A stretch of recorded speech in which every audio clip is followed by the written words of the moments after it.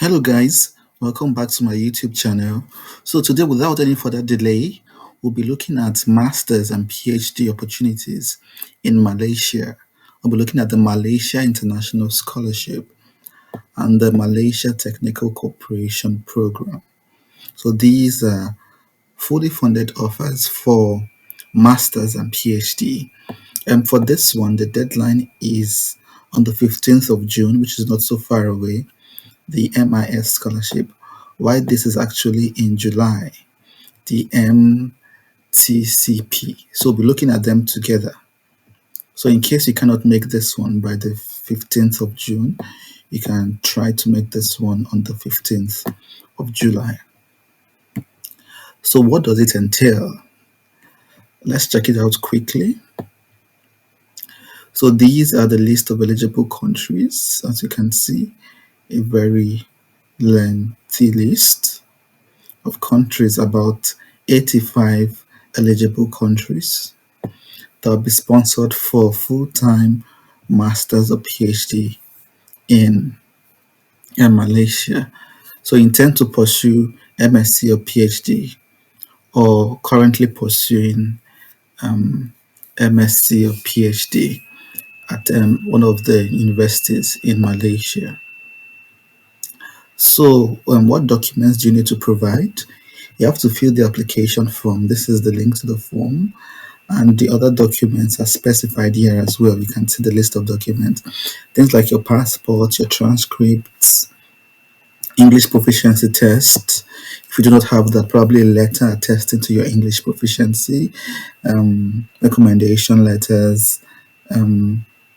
I'm not very sure of what this endorsement form means, to be honest, but I think it's like what do they call it? If you need a supervisor in any of those universities, we can get like a letter from the supervisor saying that they're ready to supervise your research. I think that will make sense as well.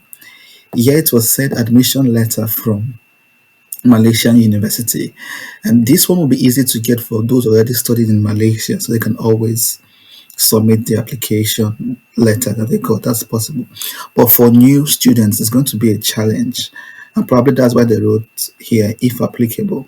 So if you're new, you've not started applying yet, you do not have an application letter yet.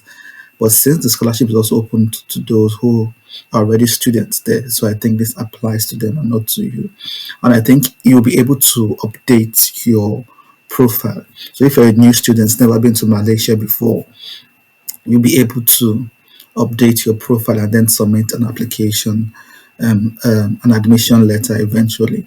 Now CV and a research proposal and the rest of them. So these are the basic requirements. Let's go to the participating universities. So these are the different universities. So the best thing to do now is to visit these universities and check if they offer any of your course and see their mode of application. So different universities may also have different modes of application. So there might be no general rule. So it's important to visit these universities, copy them and take them to Google, and then check the available courses and see when it's appropriate to apply for them. I remember the deadline for this one is the 15th of June, so there's not much time. So I think those already in Malaysia might have more privilege than those who are just intending to still in their home countries and intending to move to Malaysia. But there's another option anyway. There's another option. And I'll be showing you that shortly. So these are the priority areas: education, arts, humanities, social sciences. You can see the long list here. These are the areas that will be sponsored by this scholarship, not including medicine, nursing, and pharmacy. So it's important to take note of this.